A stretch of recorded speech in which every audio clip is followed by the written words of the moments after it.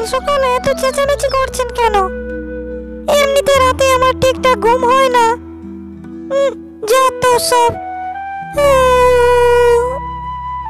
বৌমা, কি রান্না করব সেইটা জিজ্ঞাসা করার জন্যই তোমাকে ডেকেছি।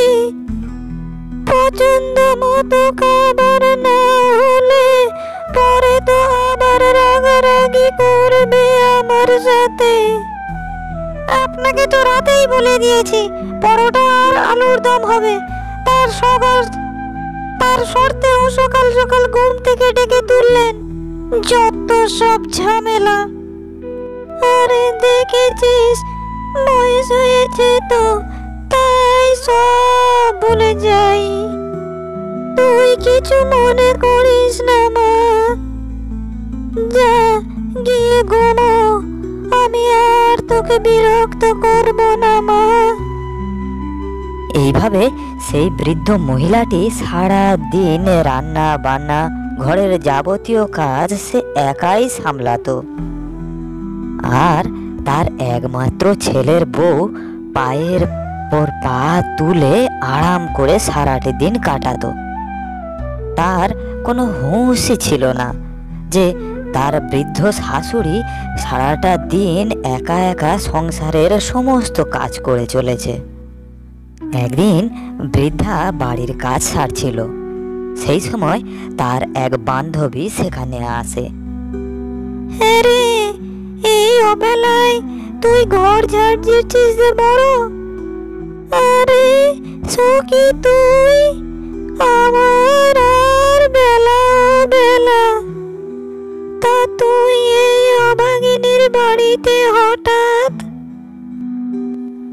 আরে আমি এই এদিক দিয়েই যাচ্ছিলাম, তাই ভাবলাম তোর সাথে একটু দেখা করেই যাই।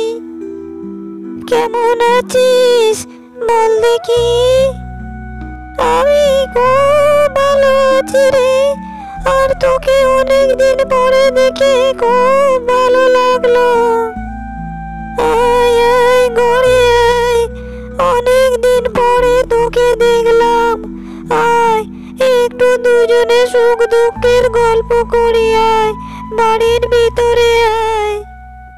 বল সই, তোর ছেলে ছেলের বউ সবাই ভালো আছে তো? বাড়ির সব খবর ভালো তো? হ্যাঁ রে সই, তারা খুব ভালো আছে। সামনের মাসে ওরা বিদেশে বেড়াতে যাবে আর বলেছে আমাকেও সঙ্গে করে নিয়ে যাবে। বুঝলি তুই, খুবই মজা হবে। বাবা, ভালো খবর। তবে বিদেশে গিয়ে বুড়ি এই বন্ধুটাকে ভুলে যাস না যেন। ঠিক তখনই বুড়ির ছেলের বউ সেখানে এসে উপস্থিত হয়। আরে মা, একটু পরেই চিকু স্কুল থেকে বাড়ি ফিরে আসবে। দুপুরে রান্না বান্না সব হয়েছে তো নাকি? বসে বসে শুধু আড্ডাই দিচ্ছেন। অসহ্য একেবারে। এই তো বৌমা, আমি এক্ষুনি যাচ্ছি, এক্ষুনি যাচ্ছি মা, তুই একদম চিন্তা করিস না। আরে সখী, আমি তবে আজ আসি। আমি সব বুঝে গেছি। এই যে, আমি একটা দরকারি কাজে বাইরে যাচ্ছি। চিকুকে চান খাওয়া করিয়ে ভালোভাবে ঘুম পাড়িয়ে দেবেন। আবার আড্ডাবাজিতে মেজে যাবেন না যেন। বুঝতে পেরেছেন? রে মা, তুই নিশ্চিন্তে যা, আমি আড্ডা দেব না। আমার দাদু ভাইকে চান খাওয়া করিয়ে আমি ঘুম পাড়িয়ে দেব। তোর একদম চিন্তা করতে হবে না মা। এরপরে বুড়ির ছেলের বউ সেখান থেকে চলে যায়। দিদা, ও দিদা, মা না একদম ভালো নয়, খুব পচা। সকল সময় তোমার সাথে কেমন খারাপ ব্যবহার করে। মা বাবাকে তোমার কাছে আসতে দেয় না। আমিও বড় হয়ে মার সাথে এমনই করব। দেখো তুমি। আরে কথা বলে না বোকা ছেলে,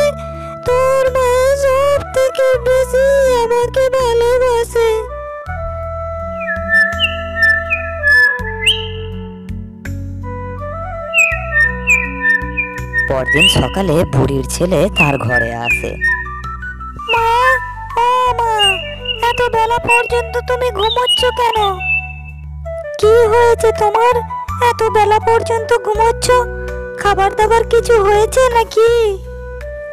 না রে বাবা, আজকের কোনো খাবার দাবার তৈরি করা হয়নি। আজ শরীরটা আমার ভীষণ খারাপ। আজকের দিনটা একটু বৌমাকে বল না বাবা খাবার বানিয়ে নিতে। ও, তাহলে ঠিক আছে, তুমি এখন একটু বিশ্রাম নাও আর ওষুধগুলো ঠিক সময় মতো খেয়ে নিও। নিজের খেয়াল রেখো, কেমন? হ্যাঁ রে বাবা, আমি নিজের খেয়াল রাখছি। এরপরে বুড়ির ছেলে তার বউয়ের কাছে আসে। হ্যাঁ বউ, আজকের মায়ের শরীরটা খুব খারাপ। মা বিছানা ছেড়ে উঠতে পারছে না। উনি বলেছেন আজ রান্না বান্না কিছু করতে পারবে না। তাহলে আজকের রান্নাটা বউ তুমি একটু করে নাও, আমাকে কাজে বেরোতে হবে। তুমি গিয়ে তাড়াতাড়ি রান্নাটা বসিয়ে দাও। কি কি বললে তুমি? আমি রান্না করব? 2 মিনিটের জন্য মায়ের ঘরে গিয়ে অমনি বউ পর হয়ে গেল। তুমি জানো না কালকের আমি পায়ের আঙুলে ব্যথা পেয়েছি? আমি এই ব্যথা নিয়ে রান্না করতে বসবো? তুমি এত খারাপ, আমার করতে তোমার কোনো মায়া নেই? আরে বউ, একটুখানি কথাতে এত উত্তেজিত হলে হয়? ঠিক আছে ঠিক আছে, তোমার রান্না করতে হবে না, আমি হোটেলেই খেয়ে নেব। আর তোমাদের জন্যও আমি হোটেল থেকে খাবার এনে দেব। কেমন, খুশি তো? খুশি না ছাই, টাকা কি গাছে ফলে? তোমার মার কি এমন শরীর খারাপ করেছে যে তুমি হোটেল থেকে খাবার আনবে? তোমার কাছে টাকা পয়সার কি কোনোই মূল্য নেই নাকি? তোমার মাকেই রাখতে হবে। এত বড় হলে আর বুঝলে না এখনো? উনি এসব ঢং করছে আমাকে কাজ করানোর জন্য। ও, তাহলে বউ আমি কি করি এখন বলো তো? মা এমন ভাবে বললো, এটা যে মিথ্যে হবে আমি তো ভাবতে পারছি না বউ। আমি এখন কি করব কিছু বুঝতে পারছি না। শোনো, আমি যেমন বলবো তুমি তেমন করো। এখন আমার সাথে তোমার মায়ের ঘরে চলো আর তাকে কাজ করতে বলো। বুঝেছো কি বলেছি? তা না হলে আমি চিকুকে নিয়ে বাপের বাড়ি চলে যাব। আরে বউ, শান্ত হও শান্ত হও, এত উত্তেজিত হয় না। চলো মায়ের কাছে যাই। এরপরে তারা তার মায়ের ঘরের দিকে যায়। আরে তোরা এসেছিস, আমার শরীর খারাপ শুনে নিশ্চয়ই আমাকে দেখতে এসেছিস। স্বপ্ন কম দেখবেন, আপনার এসব ঢং না আমি সব থেকে বেশি ভালো বুঝি। এসব ঢং বাদ দিয়ে চুপচাপ রান্না করতে চলে যান। বেশি বাড়াবাড়ি করবেন না। বাড়িতে আছেন, ফ্রিতে থাকছেন, খাচ্ছেন। কি মনে করেন এত সস্তা নাকি আমার স্বামীর ঘাড়ে বসে বসে খাওয়া? না মা, আমি মিথ্যে ঢং করছি না। বাবা, তুই বৌমাকে একটু বোঝা না বাবা। মা, আমি বুঝি তোমার শরীর খারাপ, কিন্তু তাই বলে তুমি সকল সময় শুয়ে থাকবে আর আমরা না খেয়ে থাকবো? এ তো হয় না। তুমি ফ্রিতে থাকছো, খাচ্ছো, পড়ছো, আর তোমার কাছে আমরা তেমন কি চাই? সংসারের একটু কাজ করে দাও মাত্র, এই আর কি। তা হোক, তুমি একটু কষ্ট করে রান্না করো মা, আর আমাদের জন্য খাবারের ব্যবস্থা করে দাও। ফ্রিতে থাকা পাওয়া করতে গেলে একটু তো কষ্ট করতেই হবে। এরপরেও আপনি যদি রাখতে না যান। না না বৌমা, আর বলতে হবে না, আমি এখনই রাঁধতে যাচ্ছি। আমার কোকা বলে দিয়েছে যা বলার। সত্যি তো, আমি কোকার ঘরে খাচ্ছি, ফ্রিতে খাচ্ছি, পড়ছি, একটুকু কাজ করতে হবে না। আমি কেন শুয়ে থাকবো? এখনই যাচ্ছি, বাড়ির সব কাজ আমি করে দিচ্ছি। এরপরে সেই অসুস্থ বুড়ি গায়ে জ্বর নিয়ে বাড়ির সমস্ত কাজ করতে থাকে। বৌমা, সকালের সব খাবার তৈরি, আমি এইবারে একটু বিশ্রাম করতে যাই। হ্যাঁ, ঠিক আছে ঠিক আছে, যান। তবে বেশিক্ষণ শুয়ে থাকবেন না যেন। দুপুরের খাবার দাবার গুলো তো তৈরি করতে হবে নাকি? এইটুকু খাবার করে হাঁপিয়ে গেলে হবে নাকি? যত সব। আরে খোকা, আমার শরীরটা ভীষণ খারাপ। ওষুধ খাচ্ছি, কিন্তু ওষুধে কোনো কাজ হচ্ছে না রে। সে কি মা, এখনো তোমার শরীর খারাপ?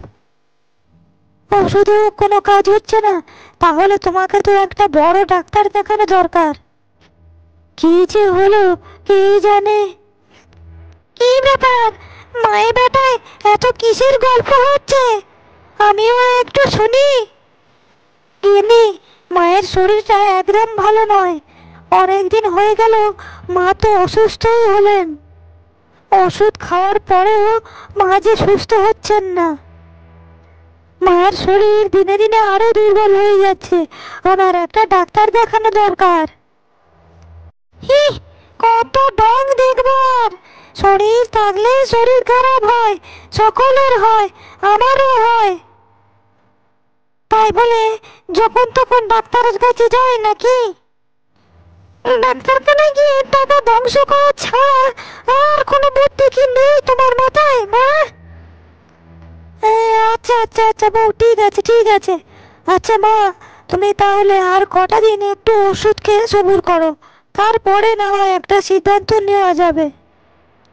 বয়স্ক বৃদ্ধার একটু শরীর খারাপ হয়েছিল, আর সেটি ধীরে ধীরে বাড়তে থাকে।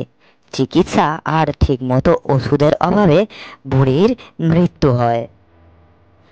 আরে বাবা রে, তুমিও না পারো বটে। ওনার তো বয়স হয়েছে নাকি, মরতে তো একদিন হতোই। আরে গিন্নি, সেটা কথা নয়।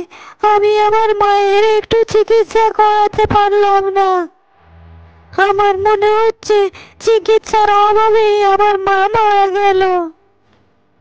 ঠিক মতো চিকিৎসা পেলে আরো হয়তো কিছুদিন বেঁচে থাকতে পারতো।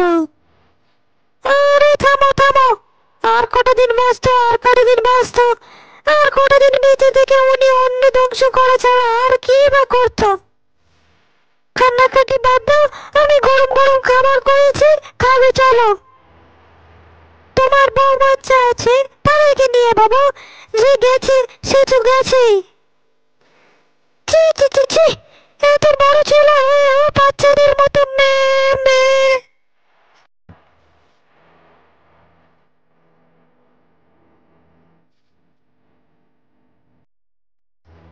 কি রে চিকু, তুই এখনো এই ঘরে দাঁড়িয়ে আছিস কেন? তোর স্কুলের সময় হয়ে যাচ্ছে। স্কুলের ড্রেস পরে তাড়াতাড়ি চলে আয়। মা, আমি আজ স্কুলে যাব না। আমার না দিদার কথা খুব মনে পড়ছে মা। স্কুল থেকে এলে দিদা আমাকে কত ভালোবেসে খাওয়াতো, কত গল্প শুনে আমাকে ঘুম পাড়াতো। দিদা নেই, আমার খুব কষ্ট হচ্ছে মা। আমি আজ স্কুলে যাব না মা। এইসব অসহ্য কথাবার্তা একদম বলবি না চিকু। তোর বাবারও একই সমস্যা, আর তোরও সেই একই সমস্যা। এইগুলো কিন্তু আমি একদম মানবো না। যা বলছি, যা এখনই গিয়ে রেডি হয়ে আয়, যা। মা, তুমি না খুব পাষাণ, খুব খারাপ, একটু ভালো না। বুড়িটা মরেছে মরেছে, আমার ছেলেটার মাথা কে মরেছে? এই চিকু, ভবিষ্যতে তুই কখনো যদি আমার সাথে এমন ব্যবহার করেছিস, তাহলে আমি ভুলেই যাবো যে তুই আমার ছেলে।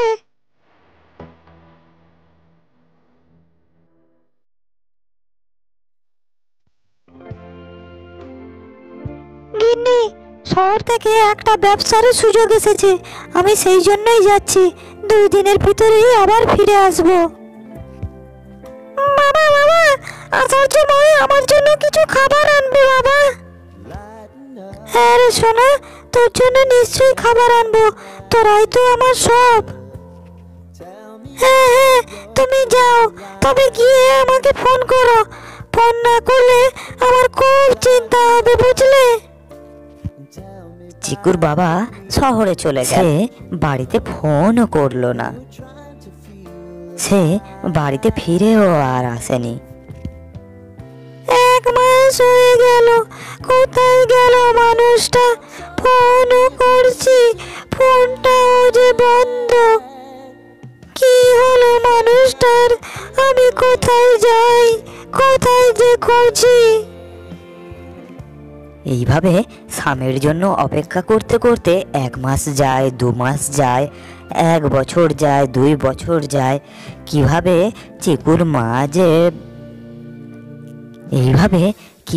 যে চিকুর মার বয়সটা বেড়ে যায়, সে নিজেও তার খেয়াল রাখেনি।